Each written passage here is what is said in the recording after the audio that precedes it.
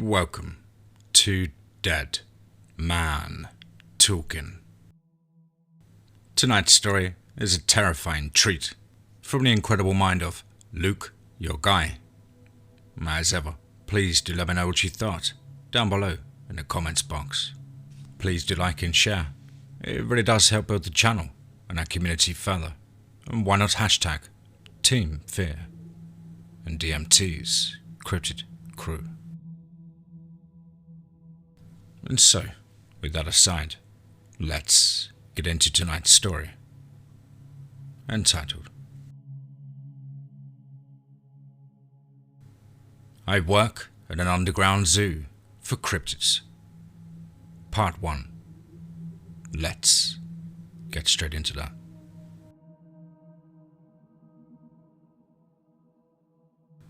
Hello, my name is Luke. I work as a behavioural analyst for an underground zoo for cryptids and mythological beasts. Basically, I study them, sometimes from inside their enclosures, sometimes from the outside of the glass. I study things like how they act, what they eat, etc. I've been doing this for about 10 years, since I was 30. It's a difficult, sometimes overwhelming job, but it does have its moments. I know, you probably heard the whole I work at a cryptid blank story before, but they are much more complicated than just monsters. Some are more like animals, some more like people. They are an incredibly diverse group of sometimes misunderstood beings, and our zoo has them all. We've been in business collecting creatures for over 200 years, since my great-great-great-grandfather founded it. We've cared for everything from jackalopes and gnomes to demons and vampires, and many, many more. The zoo in question is massive. I'm guessing the size of 5 or 6 small towns. We're even allowed to drive golf carts through the hallways on slow days. We have a staff of about 1,000 men and women. That includes everyone in our family, since, technically, this is a family-owned facility. We have people for about every job you could think of. Guards, feeders, capturers, suppliers, maintenance, and so on and so forth. I have a schedule, so I know which creatures to study at which hours. I work at the northeast portion of the zoo, but I'm permitted to visit any of the other enclosures when I'm off work hours.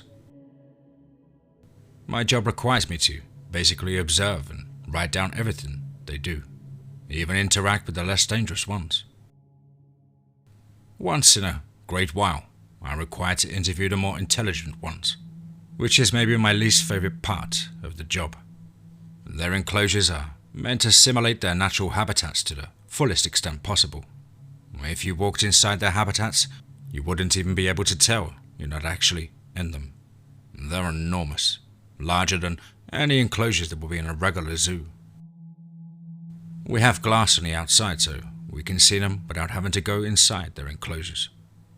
The zoo in question is way deep out in the Rocky Mountains. I'm talking off trail. We take a helicopter to get there. But enough about the zoo itself. You're here for the creatures. And so, here we go. Ghosts. Now, when I say ghost, I'm talking about the kind you most often think of. Dead people with unfinished business. Our ghosts are held in exact replicas of their house in life. They are aware that it is just a replica, and they're fine with that. They just like the sentiment that we built it for them. Well, most of them, at least. Some are more angry or confused than others. My favourite ghost is an old Scottish woman we call Mrs. Edna. We don't think that that's her actual name, but the ghost insists it is. She loves when people visit her and talk and won't chat without making you a cup of tea. Ghosts are a lot more like people than the public thinks, and to be fair, they are people. People that died and, for whatever reason, can't pass on. Occasionally, they can show their actual bodies, but only for a brief second, and it tires them out for a good few days. We're not allowed to touch them in any way because it shocks us. Like literally electrocutes us. Very rarely, maybe once a year, one of them will pass to heaven or hell. We don't know why or how, they just do. They burst into a blinding ball of light and then poof, gone. And when you're near a ghost, the air does get a lot colder. You can actually see the thermostat drop and see your own breath. And no, they don't groan or moan like in the movies. Ghosts can walk through walls and objects, but it's much like sharing their bodies. It exhausts a great deal of their energy. Now there are some ghosts whose souls get twisted or withered away by time, namely the white ladies. They're the ones who wear a white wedding dress. They wail and cry almost all of the time. Some walk by the side of the road or rivers, trying to lure in an unwary passerby to kill. If you ever see a white lady, do not let her into your car. Now we keep them in prison like cells. We try to talk to them. They just scream at you. Demons. If you ever imagined a demon, you probably saw a person with red eyes, or a large goblin-like red guy. And you most likely know that they're the definition of evil. But let me tell you, they're much worse. They are ancient entities, with what to the public eye would look like godlike powers. These bastards are the cause of almost every major disaster and plague, famine and destruction, evil dictator and war crime, terrorist and serial killer. They can burn down cities and start wars when working together. Titanic, well, that was them. World War II, well, that was them. Pineapple pizza. Okay, well maybe not the last one, but might as well be. But thankfully, they do prefer to prey on just one person or family at a time. They can be confused for ghosts at times because of how similar the two hauntings are to each other. But if you hear knocking 3 times, low growling, incoherent mumbling, or experience random and inexplicable scratches or bruises, seemingly overnight or near-death situations, that's them. No one is or ever has been allowed to access the inside of their enclosures, which look more like concrete boxes. They will often take the form of your loved ones, shadow people, or even goatmen. So we decided to put a large pull-down metal blinds over the glass to their enclosures, so we can't see them. We used to conduct interviews with them over the speaker on the outside of their cell, but we've since plastered concrete over it because they kept screaming and making the other cryptids unruly. There is a group of about 10 guards standing watch over their enclosures at all times. There have been numerous escape attempts when someone mispronounced a word in a spell we chant every day to keep the demons locked up. One escape attempt even resulted in a casualty after it snapped one of the guards' necks. We tried to capture about 30 demons in the zoo's history. We've only successfully captured 12, 5 of which we currently have. All of our demons are kept separately, as, when they're together, they're powerful enough to escape easily. Personally, I'm not allowed to be within 300 feet of the demons' enclosures. Only the guards are. There have been at least 2 instances where a demon has possessed someone while being transported to the zoo. Just a reminder, demons are not, nor have they ever been, human. Sasquatch. Sasquatch, or Bigfoot, is one of our more popular genuine cryptids. We have about 12 of them, 7 male and 5 female. They're not territorial, although the males do get a bit iffy with each other sometimes. They're big, about 7 or 8 feet tall. They mainly eat small animals, but will enjoy a nice fruit once in a while. They vocalize with each other a lot. The howl and the hoot and yell, you could even mistake it for a wolf. They're pretty friendly with humans, nothing like Harry and the Hendersons friendly or anything, but they allow people, especially their feeder, to get pretty close. They're extremely smart. Like a gorilla, we could probably teach them sign language if we tried. Unfortunately, they are a dying species due to the pollution and there are only about 260 or so still in the wild, making them critically endangered. Luckily, breeding season is coming up and we've had a successful captive birth in the past, so we're hoping for a baby this year as well. There's a few subspecies you may have heard that we've been trying to catch for a while. The skunk ape in Florida and the yowie in eastern Australia. Grey aliens. Yes, aliens exist, and they're unbelievably intelligent. Our zoo was pretty doubtful of their existence until about 10 years ago. A fleet of their ships came down over Baja, and one made a crash landing in the water. We quickly scooped it up before the government could find it and brought it to the zoo. It looks pretty much like a large, shiny silver sphere. Damn thing is only about the size of a semi, but it weighs nearly 10 tons. Took us 20 helicopters to lift it up. Now we think it was serving as a guard ship for a larger main craft. Anti-gravity propulsion system combined with highly advanced technology makes it a beast. Unfortunately, it was scrambled from the water impact, so we weren't able to try out anything. Getting inside the craft was extremely difficult. It took 70 pounds of dynamite and quite a bit of money. Inside, though, was something special. There were 2 alien bodies, both identical to the other, about 4 feet tall with grey skin, large, oval-shaped heads and similarly shaped black eyes, a small mouth and skinny, bony fingers. It was unlike anything we'd ever seen, and we decided to preserve one's body and do an autopsy on the other. It had a heart and a brain that connected together with a bundle of wire-like veins that pumped what I can only assume is its variation, blood. At the zoo was a buzz about it for the next couple of weeks until a nearly equal strange event occurred. The front gate was held up by 2 men, desperately trying to pass the guards. They were freakishly tall and wore long black trench coats complemented with fedoras. Their skin was pale and void of hair with not even eyebrows to be seen. They spoke disgruntled as if we had disgraced them in some way. They repeated the same. "We'd like to speak with your supervisor immediately." Until our guards pointed their guns at them, they let out a low growl of sorts and walked away into the forest. We still talk about this incident to this day. We joke around and call them the MIB. The alien cadaver and now decrepit craft are being safely held in a preservation room. Fresno crawler. Now, let's talk about a more obscure cryptid, the Fresno crawlers.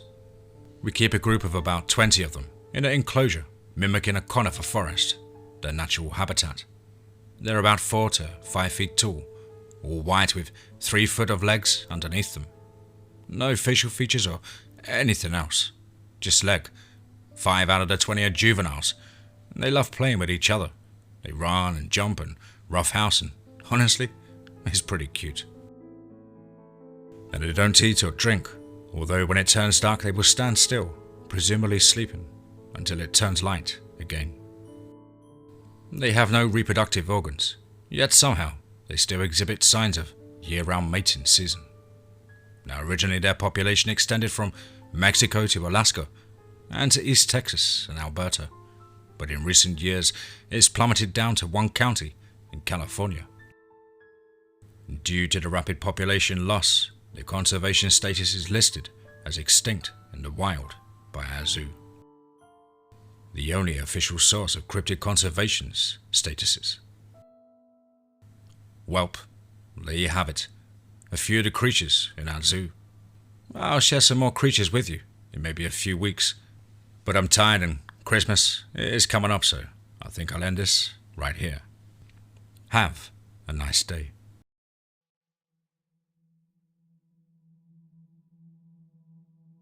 I work at an underground zoo for cryptids. Part 2. Let's get straight into that.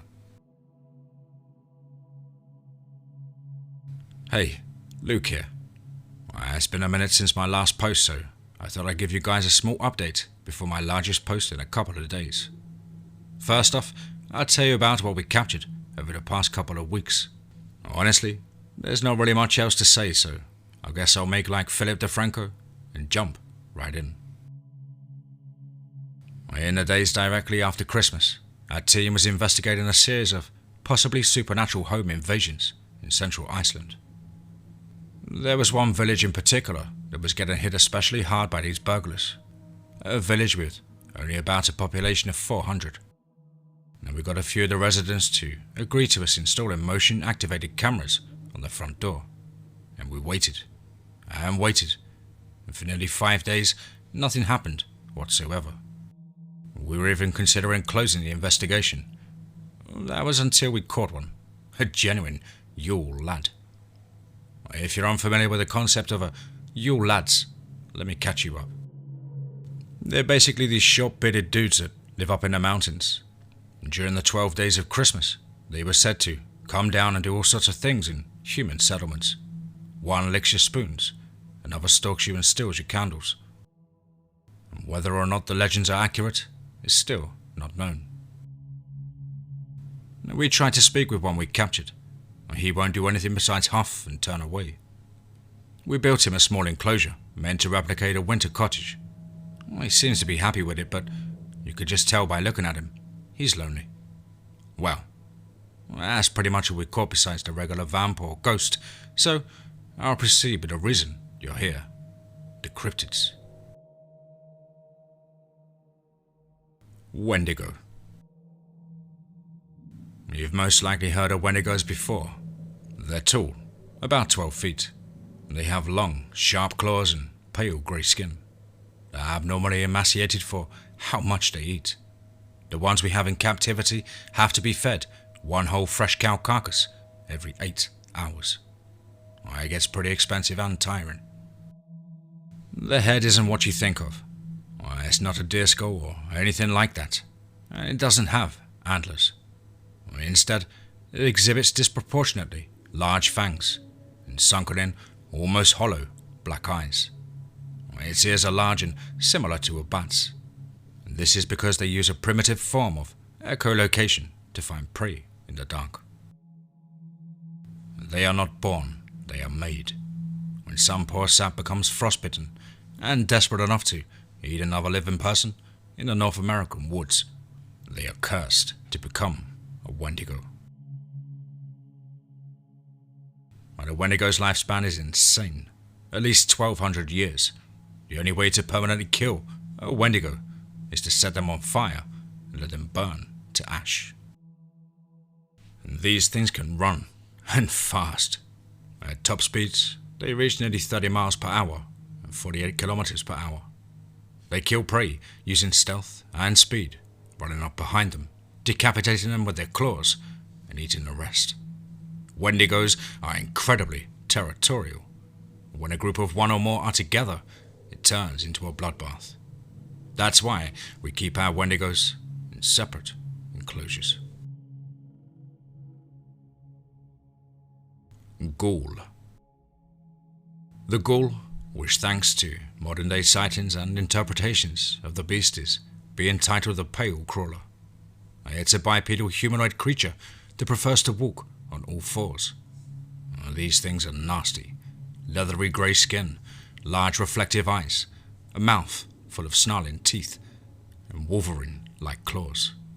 They're scavengers, eating meat left behind by larger animals, like wolves or bears. When they get the taste of rotting meat on their tongues, they go ballistic.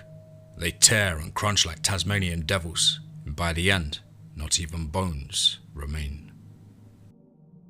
They're generally solitary, but don't really mind other ghouls, and so we house them all in the same enclosure. Feeding them isn't as big of a hustle as the Wendigos. Because they're scavengers, they're not particularly dangerous. The feeder just walks right into their enclosure once a day, drops a dead deer down a few hundred feet from the door. They're actually burrowers, digging small, fox-like dens in the dirt to sleep during the day.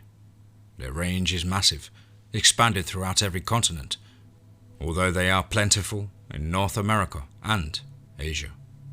They are also fast, at least 10 miles per hour, 16 kilometers per hour. I think the most dangerous part of the job is that, if they're threatened, they will act in defense. But they are usually pretty docile around people they've met before. Chupacabra. The chupacabra is one of our more playful cryptids. They look like greyhounds with no fur, sporting a row of pointed quill-like protrusions running down their spine. A set of fangs sticks out of their mouth, made for sucking blood out of small mammals. When threatened, they will stand on their hind legs to make themselves appear bigger than they really are. They're also nocturnal and get super active during the night. They are like dogs, very social, loyal to family and friends. Their range was once exclusive to Puerto Rico, but an illegal smuggling operation landed them growing populations in the Chihuahuan desert. Their enclosure looks exactly like a desert on the inside too. We feel comfortable enough around them to give them names, and they're smart enough to respond when they hear them. My favourite is a 4-year-old female named Mary. She's incredibly sweet and protective over me and the other chupacabras. Vampire. There are many types of vampires, but the kind I'm referring to is the most common, the kind that seem more like people with fangs. Remember when I said we sometimes have to interview the more human-like ones? Well, these are some of the ones we have to interview. These guys have a bad attitude, almost like they view us as lessers. And to be fair, we kind of are. They use a set of retractable fangs to sink into their victims. Their saliva has an incredibly potent sedative in it that temporarily knocks their prey out cold. We build them a sort of apartment complex to live in, and use an artificial blood substitute to feed them. I have noticed that over the years, they seem to want to eat us less and less. Probably because they know if we die, they have a limited food supply from there. Now, catching them is a bit tricky. They normally just hang out in bars or places with lots of people that they can lure in. We have a woman, another behavioural analyst named Julia, who goes to these places trying to get a vampire to lure her in. Once the vampire takes her back to his house or wherever he lives, she sticks him in the neck with a heavy-duty sedative and checks for retractable teeth. If she finds him, our team of capturers moves in and loads him into a van, where we take them to the zoo. There are lots of times when they turn out to just be people, and honestly, it surprises me how many human bloodsuckers there are, if you know what I mean. Now, to clear up a few common misconceptions. No, they don't like the sun, but it bothers them about as much as a dentist trip bothers a human. That is to say, not a whole lot. If a vampire wanted to go out in the daylight, he very well could. Vampires not liking garlic, well, that's flat out the stupidest thing I think I've ever heard. Vampires can eat all the garlic they want with little to no repercussions. No, they can't shapeshift into bats or anything else. No, they aren't invisible. They could very well die from a bullet wound in the right place. And yes, they do have heightened senses, but not as much as the movies have led you to believe. Werewolf. Werewolves and lycanthropes are basically what you'd expect, albeit a little scarier. Lycanthropy is a genetic disorder, not a curse or an infection or anything like that. Its victim is an average human until the full moon occurs, and this is when the lycanthropic genes come into play. The person undergoes a series of incredibly painful transformations, effectively turning him or her into a werewolf. The transformation back into a human is equally painful. The werewolf retains no trace of ever having been human. It is purely instinct. It's about 9 to 12 feet tall and strong enough to lift up a pickup truck.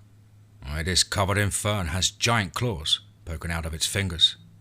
And for the most of its anatomy is that of a bipedal wolf. It experiences sexual attraction to other werewolves and wolves, but not humans. Now, it eats enormous amounts I'm talking 3 cows a day.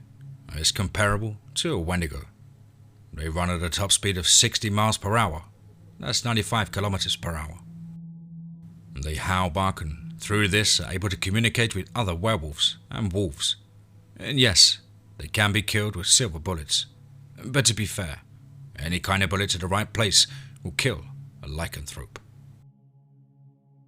As for the human, when they aren't a werewolf, they are completely normal, which makes it considerably difficult to tell that they are lycanthropes.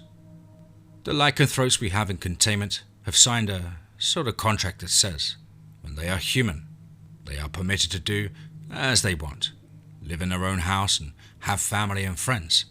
But when the forecast calls for a full moon, the zoo is allowed to contain them in an enclosure simulating a forest until the full moon is gone. And there are a few species that are difficult to distinguish from a lycanthrope, namely adlets, which are exactly like werewolves, except that they are not human and have never been human. And the rougarou of the Louisiana Bayou, which is the more coyote-like version of the lycanthrope.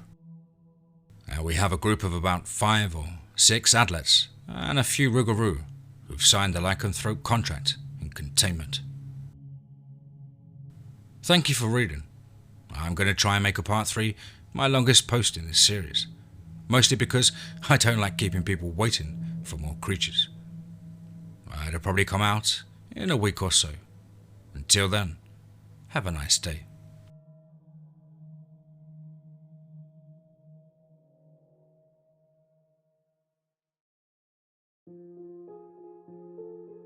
Wow.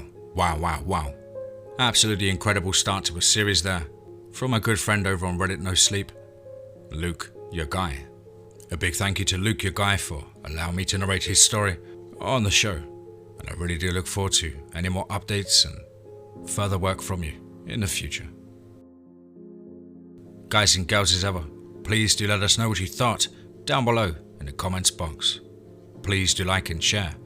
It really does help with the channel and our community further. And why not hashtag TeamFEAR and DMT's Cryptid crew. If you're an aspiring writer, why not get in touch with myself at the usual email as on screen, which is dmtforestofear@gmail.com. I look forward to hearing from you. Hope everybody's had a lovely start to the week, and I'm looking forward to a busy and prosperous new year. But above all, guys, remember, be safe, not sorry.